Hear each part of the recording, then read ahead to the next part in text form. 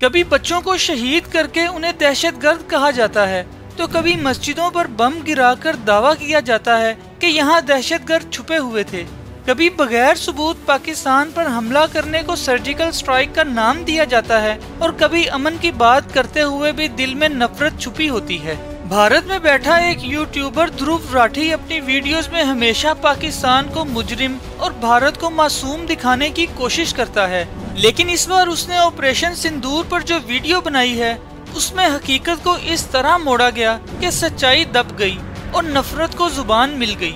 आज की वीडियो में हम हर उस दावे का जवाब देंगे जो ध्रुव राठी ने बगैर सबूत पेश किया, हकायक की रोशनी में, गैर जानिबदारी के साथ, मगर बतौर पाकिस्तानी सच का दिफा जरूर करेंगे।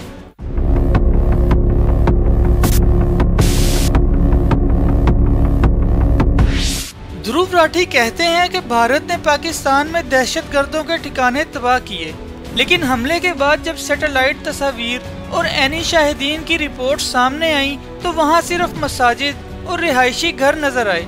अगर वाकई ये दहशतगर्दों का कैंप था तो फिर वहां से कोई असलहा, कोई रॉकेट लॉन्चर या कोई ट्रेनिंग का सामान क्यों नहीं मिला? ना कोई वीडियो, ना भारतीय मीडिया पर कोई शवाहिद, बस एक दावा और उस पर बमबारी। हकीकत ये है कि भारत ने मस्जिद पर हमला किया और फिर उसी मस्जिद को टेरर पॉइंट कहकर अपने जुर्म को जायज साबित करने की कोशिश की। ये सिर्फ झूठ नहीं बल्कि एक मजहबी मुकाम की तौहीन भी है जिस पर पूरी उम्मत खामोश नहीं रह सकती।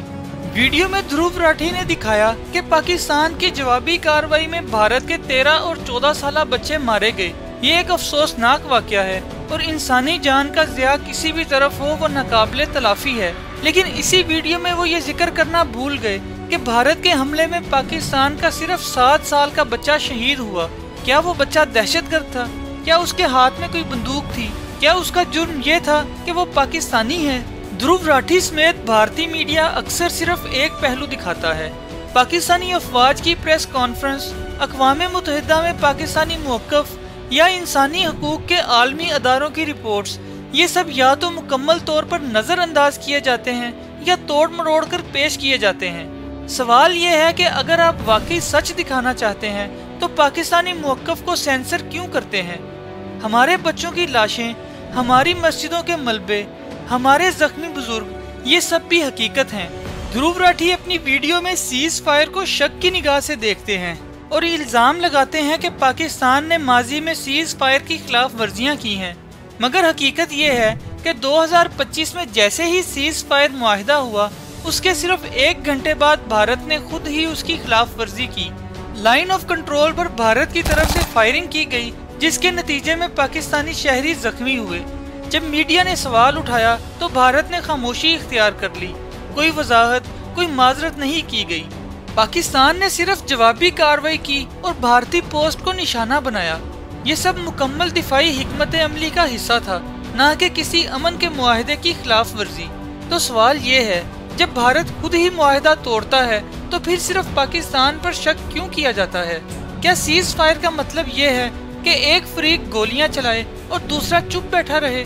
ध्रुव राठी अगर वाकई गैर जानिबदार होते तो वो ये भी बताते कि भारत ने खुद कितनी बार मुआहदे को पामाल किया है और पाकिस्तान ने सिर्फ रद्द अमल दिया है, सबूतों के साथ शफाफ अंदाज में।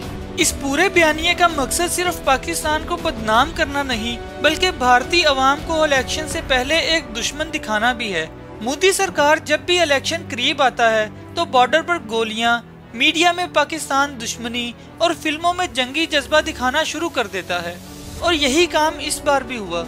यूट्यूबर्स, एंकर्स, हत्ता के अदाकार भी मैदान में उतारे गए ताकि भारत की नाकामियों को छुपाया जा सके।